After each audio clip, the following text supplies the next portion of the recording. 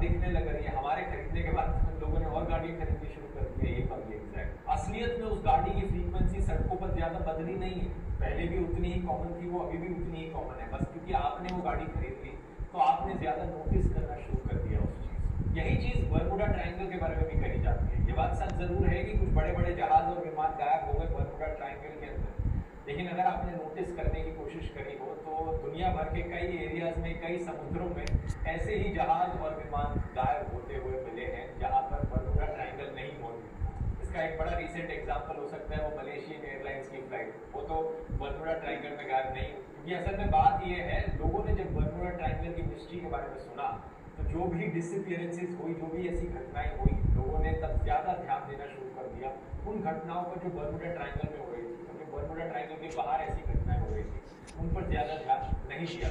Journalist Larry कुश, जिन्होंने किताब लिखी the Bermuda triangle mystery solved, वो भी इसी सोल्यूशन पर निकल कर आए। उन्होंने कहा शुरुआत में कई ऐसी घटनाएं थी जो एक्चुअली में हुई थी, लेकिन टाइम के साथ साथ जब बरमुडा ट्रायंगल की मिस्ट्री और बड़ी मिस्ट्री बनती गई तो कुछ लोगों ने अपनी कहानियां क्रिएट करनी शुरू कर दी। मिस्ट्री मॉन्गरिंग हुई यहाँ पर, और कुछ कहानियां तो बिल्कुल ही बकवास थी, असली में कभी हुई ही नहीं।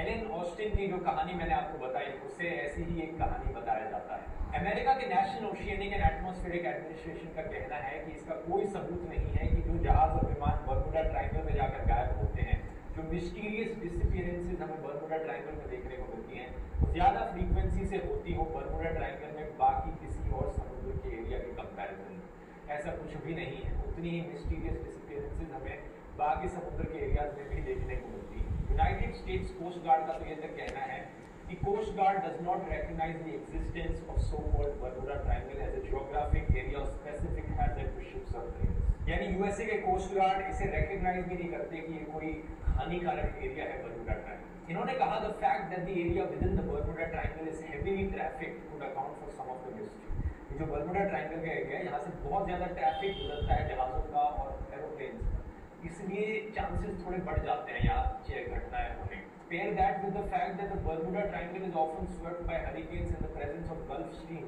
it is not hard to see why ships might occasionally sink there।